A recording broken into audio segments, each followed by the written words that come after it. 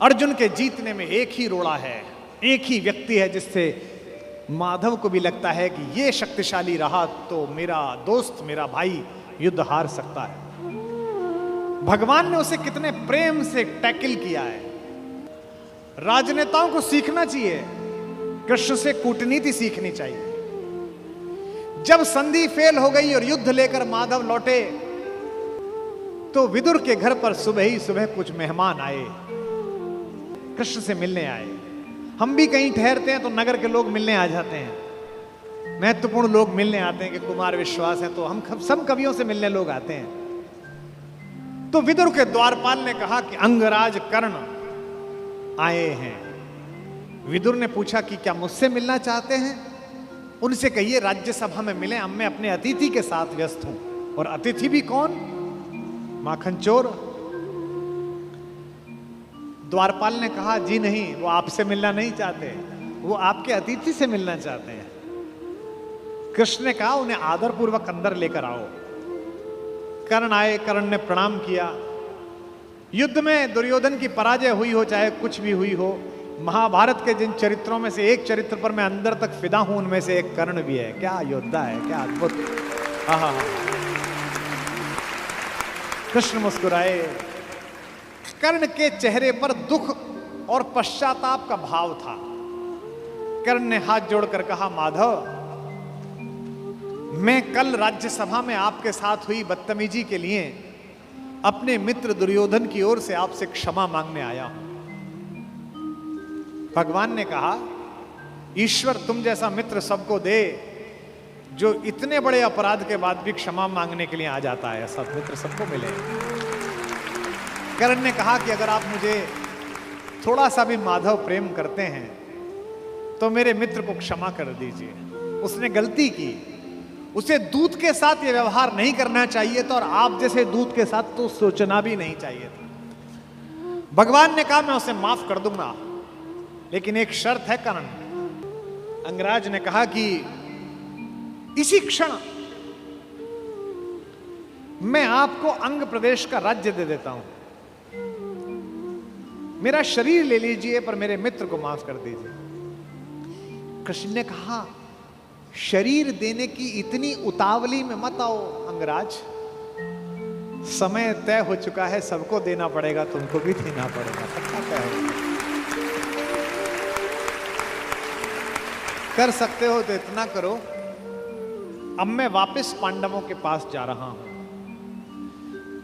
हस्तिनापुर की सीमा तक मुझे छोड़ के आओ। उसने कहा इससे बड़ा सौभाग्य का होगा कि मैं आपको छोड़ने चलूं? आइए मेरे रथ में बैठिए।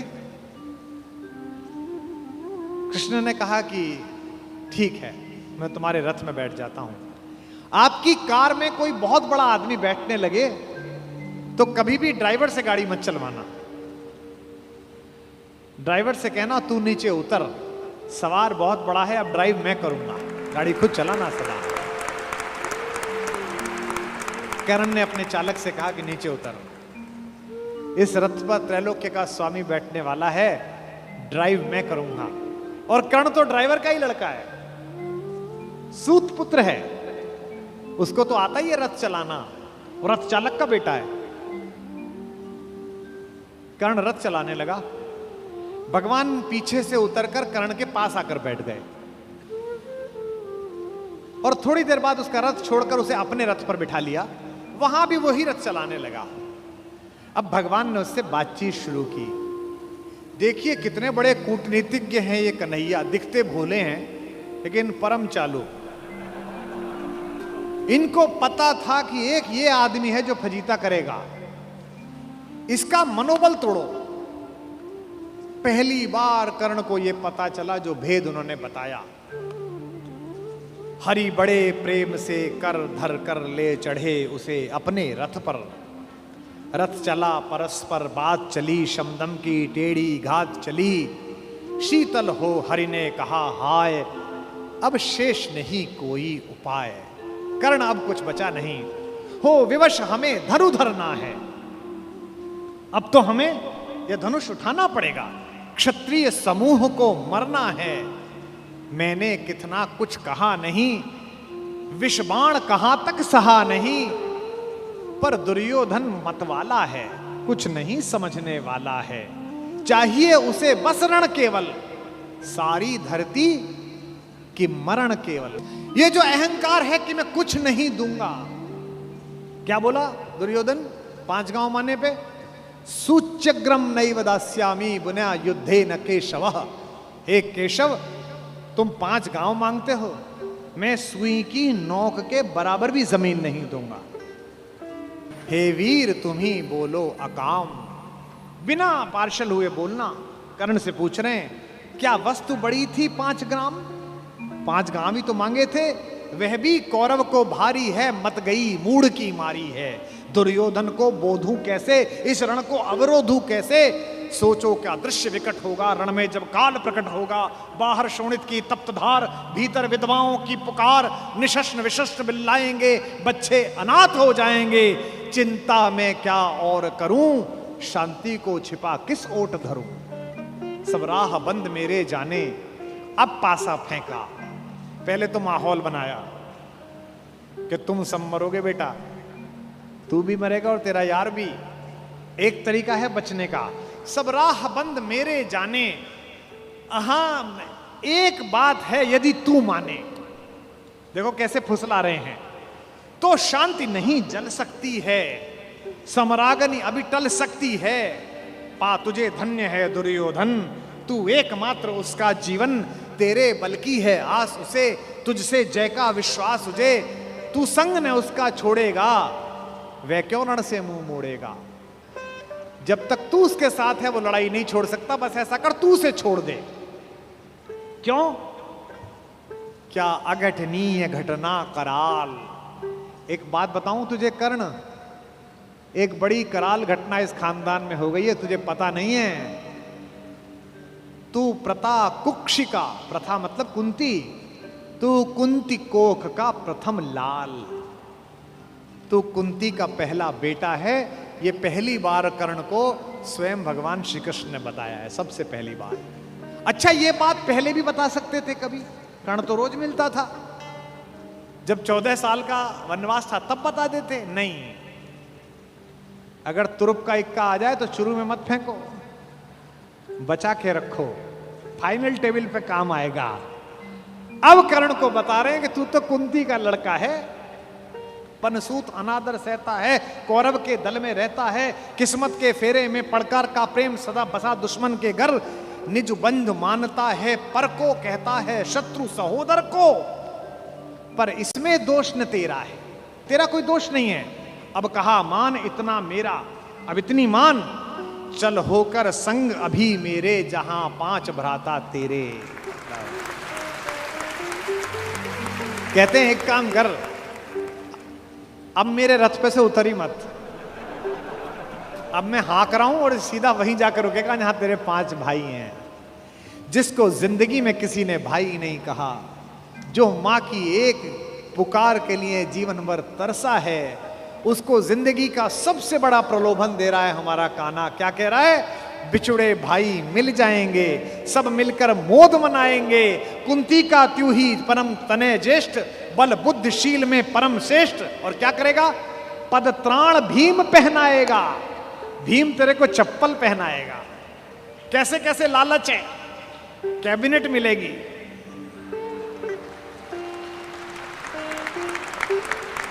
और उसमें भी कोई छोटा मोटा मिनिस्टर नहीं, सीधा ही प्राइम मिनिस्टर।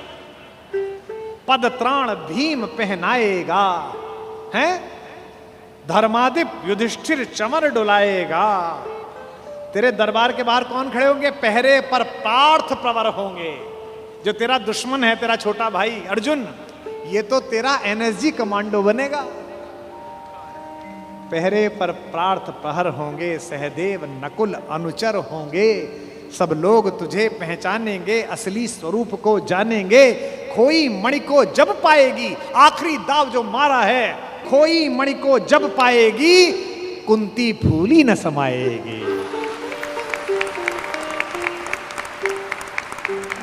क्या लालच है, क्या लालच है। आहा हा हा। कुरुराज स्वयं झुक जाएगा, संसार बड़े सुख में होगा। कोई न कहीं दुख में होगा। सब गीत खुशी के गाएंगे, तेरा सौभाग्य मनाएंगे। और आखिरी में ऐसी बात कहता है, और कौन दुनिया को जो देता है वो भीख मांग रहा है। मेरे कन्हैया को पृथ्वी की आग टालने के लिए भीख मांगनी पड़ी। कुरुराज समर्पण करता हूं, पूरा राज्य कुरुराज समर्पण करता हूं, साम्राज्य समर्पण करता हूं, यश मुकुट मान सिंहासन ले, बस एक भीख मुझको दे दे। कौरव का तज रण शोक सखे, भूखा भावी हर शोक सखे। ये तो कन्हैया हैं जो इतनी स्ट्रेटेजी अपनाते हैं। किस लिए? देखो, ये बड़ा गहरा गणित है, इसको समझो। इस दाव को चलने में कृष्ण का कोई नुकसान नहीं है। अगर कर्ण इधर आ जाता तो महाभारत समाप्त हो जाती। और एक ऐसा योद्धा जो सुबह दोपहर शाम इसी बात की कसम खाता था कि अर्जुन को मारना है, इन पांडवों को मारना है, इसके कलेजे में ये बात डाल दो कि ये तेरे भाई हैं, तो जब युद्ध लड़ेगा तो थोड़ा तो हाथ कांपेगा, थोड़ा तो दिल के अंदर कुछ धुक धुक पैदा होगी। शत्रु की मानसिकता को कमजोर करना, शत्रु की मानसिकता पर प्रहार करना, यह काम है। लेकिन कृष्ण की इस कथा में थोड़ा स्मरण कर्ण का भी कर लो कि उस जैसा कोई आदमी भी पैदा नहीं हुआ जो इतनी सारी चीजों को ठुकरा दे और खुल के कह दे, ए ऋणी कर्ण का रोम रोम, जानते सत्य यह सूर्य सोम, तन मन दुर्योधन का है, यह जीवन दुर्योधन का है। और दो पंक्ति जो कही है कर्ण ने, मैं उसकी दृढ़ता को और उसके समर्पण को प्रणाम करता हूं। सुरपुर से भी मुख मोड़ूंगा, केशव मैं उसे न छोड़ूंगा।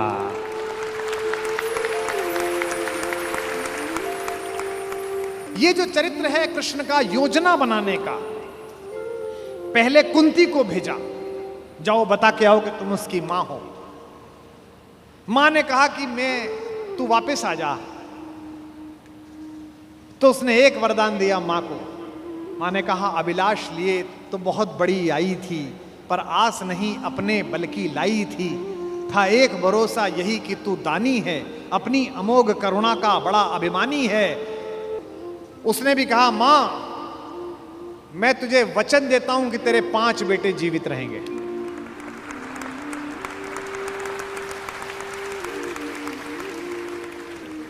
इसका मतलब है कि कर्ण ने कहा कि युद्ध के बाद 5 बेटे जीवित रहेंगे, अर्जुन के अलावा किसी पर हथियार नहीं उठाऊंगा, अर्जुन मिलेगा तो छोड़ूंगा नहीं, अर्जुन मर गया तो युद्ध समाप्त करवा दूंगा, तब भी तेरे 5 बेटे जिंदा रहेंगे। खुलकर कहूंगा ये मेरी मां है। और अगर अर्जुन का दाव चल गया मां, तो तुझे पता और मुझे पता कि हम मां बेटे हैं, तेरे 5 बेटे जिंदा रहेंगे। जा मां, मैं तुझे वरदान देता हूं, तू दान दान रही किंतु क्यों माता, पुत्र ही रहेगा सदा जगत में दाता। मैं ही देता रहूंगा, दुनिया तो उससे सदा सभी कुछ लेगी, पर क्या माता भी उसे कभी कुछ देगी। मैं एक कर्ण अतएव मांग लेता हूं, बदले में तुझको 4 कर्ण देता हूं। छोड़ूंगा मैं तो कभी नहीं अर्जुन को, तोड़ूंगा कैसे स्वयं पुरातन प्रण को, पर अन्य पांडवों पर मैं कृपा करूंगा, पाकर भी उनका जीवन नहीं हरूंगा। और जिन्होंने महाभारत पढ़ी है उन्हें पता है कि जब कर्ण सेनापति बना, उस दिन उसने 4 पांडवों को 5 बार पकड़ के छोड़ दिया। भीम तो उसके रथ के आगे आके नृत्य करने लगा, गुस्से में रोता हुआ कि मुझे अपमानित करके छोड़ता है, मैं क्षत्रिय हूं, मेरा वध कर मुझे मार दे। और गालियां बकने लगा, तू सूत का पुत्र है, तुझे क्या पता कैसे लड़ा जाता है। भीम के रथ को तोड़ दिया अपने तीरों से कर्ण ने। उसी कर्ण को इन्होंने, जो पीछे खड़े मुस्कुरा रहे हैं, बिना शस्त्र के मरवा दिया। उसके हाथ में कोई धनुष नहीं और मरवा दिया। अर्जुन से कहा, मार, अभी मार। आपको लग सकता है कि ऐसा क्यों हो गया? यही कृष्ण है जो कूटनीति को इस प्रकार नियोजित करते हैं कि उसका तर्क भी साथ साथ देते हैं। रश्मिरथी में मेरे पिता में मेरे बाबा हमारे खानदान के बड़े दिनकर कहते हैं कि विपद में कर्ण को यो ग्रस्त पाकर, सराशनहीन अस्तव्यस्त पाकर, जगाकर पार्थ को भगवान बोले, खड़ा क्या देखता है मौन भोले। सराशन तान, बस यही अवसर यही है, तान मार इसको, घड़ी फिर और मिलने की नहीं है। विषख कोई बाण, बाण कोई गले के पार कर दे, अभी ही शत्रु का संहार कर दे। क्या कह रहे हैं कृष्ण? सोचो क्या कह रहे हैं। धर्म की धुरी लाने वाले, जिन्होंने पैदा होने से पहले यह कहा था कि भैया जब जब धर्म की हानि होगी तब तब मैं आऊंगा। यदा यदा ही धर्मस्य ग्लानिर्भवति भारत अभ्युत्थानम अधर्मस्य तदात्मानम सृजाम्य। हम धर्म की स्थापना के लिए आए हैं और निहत्ते को कह रहे हैं मार मार मार। ये क्या है? ये अधर्म है कि धर्म है? अब मैं तर्क दे रहा हूं कृष्ण की ओर से, जो कृष्ण ने उस समय तर्क दिए होंगे। कहते हैं श्रवण कर विश्व गुरु की देशना यह, विजय के हेतु आतुर ऐषणा यह। सहम उठा जरा कुछ पार्थ कामन, विनय में ही मगर बोला अकिंचन। नरोचित किंतु क्या यह कर्म होगा, मलिन इससे नहीं क्या धर्म होगा। हंसे केशव वृथा हट ठानता है, अभी तू धर्म को क्या जानता है। कहूं जो पाल उसको धर्म है ये, मैं जो कह रहा हूं वो कर। हनन कर शत्रु का सत्कर्म है ये। क्रिया को छोड़ चिंतन में फंसेगा, उलटकर काल तुझको ही गसेगा। ये जो हमको सिखाते हैं कि हम दूसरे की सीमाओं का अतिक्रमण करके घर में जाके ना मार के आए, इनको पूछो कि जिस समय हिंदुस्तान के चौराहों पर बम फटते थे, इनको पूछो कि जम्मू कश्मीर में जाते हुए हमारे सीआरपीएफ के जवानों के मुंह पर मतदान के समय जाते हुए ये लफंगे चांटे मारते थे। इनको पूछो कि पड़ोसी के भीख मिले हथियारों से हिंदुस्तान की मां बेटियों को आतंकित करने वाले और केसर की क्यारी में बारूद भरने वालों को सीमा के अंदर पार घुस के मारा जाए कि ना मारा जाए। देश का एक एक बच्चा कहेगा कि मारा जाए। नहीं जब पार्थ को देखा सुधरते, हृदय में धर्म का टुक ध्यान धरते, समय के योग्य धीरज को संजोकर कहा राधे ने गंभीर होकर। अब कर्ण बोला, हर पापी, हर अनाचारी, हर दुष्ट जिसने दुष्टता में साथ दिया है वो ज्ञान देने लगता है। भूल गया अर्जुन के कौन ज्ञान दे रहा है। अर्जुन के अंदर भक्ति, मनुष्यता, भावना सब पैदा हो गई। नरोचित धर्म का कुछ काम तो लो, बहुत खेले जरा विश्राम तो लो।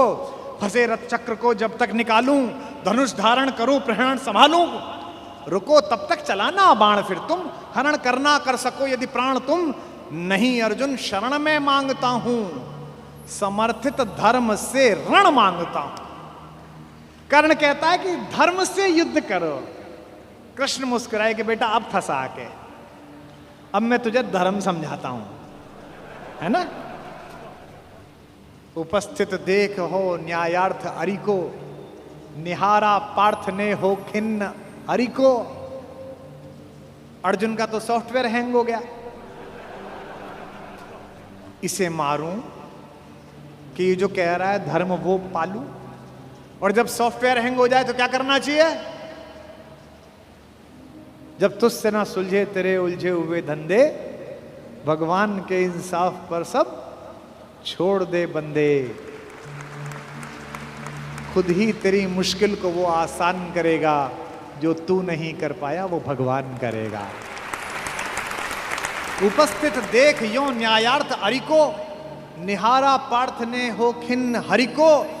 मगर भगवान किंचित भी न डोले। अभी तक तो हंस रहे थे, मुस्कुरा रहे थे, करते मार। जैसे ही कर्ण ने धर्म बोला, भगवान के अंदर से आग निकली। कुपित हो वज्र सी यह बात बोले, प्रलापी ओ उजागर धर्म वाले, बड़ी निष्ठा बड़े सत्कर्म वाले। मरा अन्याय से अभिमन्यु जिस दिन, कहां पर सो रहा था धर्म उस दिन।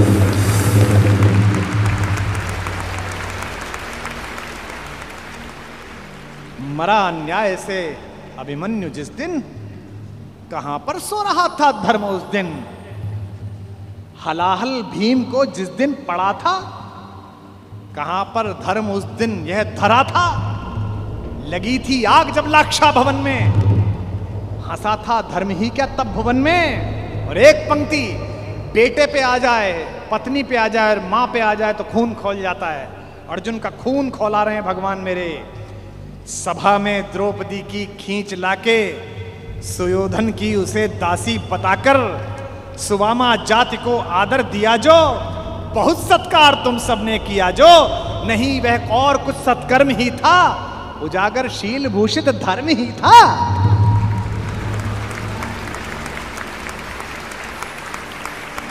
जिस दिन एक रजस्वला बेबस महिला को बाल से खींचकर तेरे दोस्त का नीच छोटा भाई लाया था, और तेरे उस तथाकथित मित्र ने अपनी जंघा पर हाथ मारा था कि यहां बैठेगी, उसी दिन तय हो गया था कि इस जंघा पर धर्म युद्ध के खिलाफ चोट पड़ेगी। जो युद्ध जानते हैं वो सब जानते हैं, जुए में हार कर धन धाम जिस दिन, हुए पांडव यति नष्काम जिस दिन, चले वनवास को तब धर्म था वह, शकुनियों का नहीं अपकर्म था वह। और कोई अपकर्म नहीं होता। कटी से नीचे प्रहार करना अधर्म है, लेकिन दुर्योधन की जंघा तोड़ी भीम ने, कोई नहीं। ये जो रणनीतिकार कृष्ण है। खांडव दहन हुआ, आप सबको पता है, आग लग गई, आग बुझी नहीं, इंद्र से भी नहीं बुझी। तो इंद्र ने अपने बेटे से कहा, अर्जुन से कहा कि भाई बुझा। सर्पों ने कहा कि बुझा। अर्जुन ने बादलों में तीर मारा और बादल बरसे। जब पुरुषार्थ आ जाता है तो तीर आदमी ऐसे ही मारता है, कभी बादल में मारता है, कभी जमीन में मारता है। पिता में भीष्म जब पड़े हुए थे शरशैया पर, उनके मुंह से निकला पानी। कोई सोने के मटका लाया, कोई चांदी के मटके लाए। उन्हें अर्जुन की तरफ देखा कि पड़पोते पानी। अर्जुन ने तीर मारा पृथ्वी पे। कुरुक्षेत्र चले जाइए, आज भी आपको मिल जाएगी वो नदी जहां जमीन का स्तर तक, वहां तक तीर गया। और साइंस देखिए तीर की, ड्रिलिंग देखिए कि उतनी ही तेजी से गया और धार उतनी ही आई जो पिता में भीष्म के होठों तक आई। आज भी अर्जुन के तीर से निकली हुई इस नदी को हमारे उत्तर भारत में बाण गंगा कहा जाता है। कभी दर्शन करके आइए उस नदी।